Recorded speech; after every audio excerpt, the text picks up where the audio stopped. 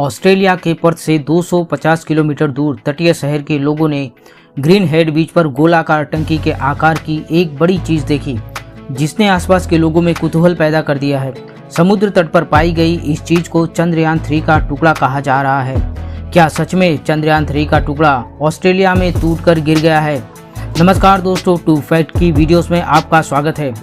चंद्रयान 3 को GSLV mark 3 heavy lift launch वाहन की मदद से सफलतापूर्वक लॉन्च किया गया है। यह spacecraft Satish Dhawan space centre Sriharikota Andhra Pradesh से लॉन्च किया गया है।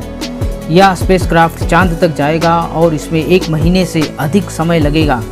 चंद्रयान 3 में प्रोपल्सन मॉड्यूल एक लैंडर व रोवर है, जिसका उद्देश्य इंटरप्लानेटरी मिशन के लिए जरूरी नई तकनीकी विकसित करना और डेमो करना है।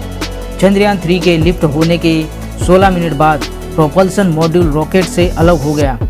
चंद्रयान 3 व इसरो के लिए अगले 42 दिन खास रहने वाले हैं और ऐसे में लॉन्च के बाद इसरो लगातार स्पेसक्राफ्ट को मॉनिटर कर रही है। यह लैंडर व रोवर को इंजेक्शन ऑर्बिट से 100 किलोमीटर लूनर ऑर्बिट तक लेकर जाएगा। चंद्रयान 3 में spectropolarimetry of habitable planetary earth payload है। चांद के ऑर्बिट से धरती की स्पेक्ट्रल व पैलारीमेट्रिक गणना लेगा। चंद्रयान 3 लूनर सतह पर लैंड होने के लिए 1 महीने से भी लंबी यात्रा करेगा। ऑस्ट्रेलिया के समुद्री किनारे पर मिले इस मलबे को चंद्रयान 3 का मलबा होने का दावा किया जा रहा है, क्योंकि इसके कुछ दिन पहले ही भारत का चंद्रयान 3 लॉन्च किया गया है। हालांकि अभी तक इसरो ने इस बारे में कोई बयान जारी नहीं किया है। ऑस्ट्रेलियन स्पेस एजेंसी ने कहा कि यह किसी विदेशी द्वारा लॉन्च किए गए ऑर्डर का हिस्सा हो सकता है। हम अन्य देशों के संपर्क में हैं, जिससे वे इसके बारे में अधिक जानकारी प्राप्त कर सकते हैं, और इस चीज़ के बारे में जानकारी नहीं है, इसलिए लोग इससे दूर रहें और इसे हटाने की कोशिश न करें। शुरुआत में यह भी अनुमान लगाया गया था कि यह मलबा MS-370 फ्लाइट का भी हो सकता है, जो 2014 में यह फ्लाइट 239 यात्रियों को लेकर पश्चिमी ऑस्ट्रेलियाई तट से गायब हो गया था और आज तक इसका कोई सुराग नहीं मिल पाया है। अफवाह यह भी है कि यह मलबा PSLV रॉकेट का है।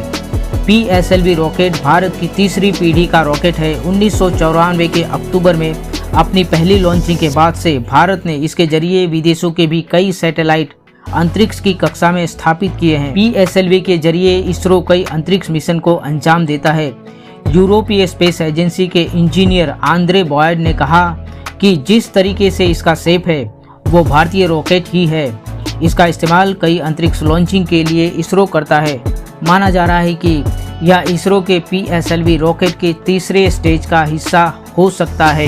एक सामान्य PSLV प्रक्षेपण के दौरान रॉकेट कई चरणों से गुजरता है और जैसे ही यह ऊंचाई पर जाता है, इसके हर एक चरण अलग हो जाते हैं और पृथ्वी पर वापस गिर जाते हैं, जबकि पहले 2 चरण आमतौर पर दूर समुद्री क्षेत्रों में पृथ्वी के वायुमंडल में सुरक्षित रूप से फिर से प्रवेश करने के लिए निर्धारित होते हैं। तीसरे चरण को अक्सर ऑस्ट्रेलिया के पास समुद्री क्षेत्र में गिरने के लिए निर्देशित किया जाता है। आमतौर पर जब कोई रॉकेट जमीन की तरफ गिरता है तो उसके ज़्यादातर पार्ट्स वायुमंडल में ही जल जाते हैं। साथ ही लॉन्चिंग के वक्त ये खास ख्याल रखा जाता है कि जो भी पार्ट्स गिरे वो गैर आबादी वाले हिस्से या समुद्र में गिरे। ये हिस्सा भी गैर आबादी वाले हिस्से में मिला, यानी सभी अंतर्राष्ट्रीय नियमों का पालन किया गया है। हाल ही में ऑस्ट्रेलिया के समुद्री तट पर पाए गए मलबे को चंद्रयान 3 का मलबा माना जा रहा है। इस पर इसरो के प्रमुख S सोमनाथ ने कहा है कि इसको लेकर कोई रहस्य नहीं है और ये स्पष्ट है कि ये किसी रॉकेट का ही हिस्सा है। ये PSLV का हिस्सा हो सकता है या किसी और रॉकेट का। जब तक हम इसे देखेंगे नहीं और इसका परीक्षण नहीं करेंगे, इसकी पुष्टि नहीं की जा सकती है। यह रहस्यमयी चीज़ किसी रॉकेट से जुड़ी हो सकती है, लेकिन चंद्रयान से इसका कोई कनेक्शन नहीं है। इसके पीछे की वजह इस चीज़ के ऊपर चिपके हुए बार्नाकल हैं। बार्नाकल सख्त कवच वाले समुद्री जीव होते हैं जो जानवर और जीव जंतु लेकर अन्य निगरों पर जुड़ते हैं, और इस बार्नाकल को किसी भी चीज़ से जुड़ने में 3 हफ्ते से 1 महीने का समय लगता है। और चंद्रयान 3 तो अभी कुछ दिन पहले ही लॉन्च हुआ है। तो वीडियो अगर अच्छी लगी हो तो लाइक करना, शेयर करना, चैनल को सब्सक्राइब जरूर कर लेना।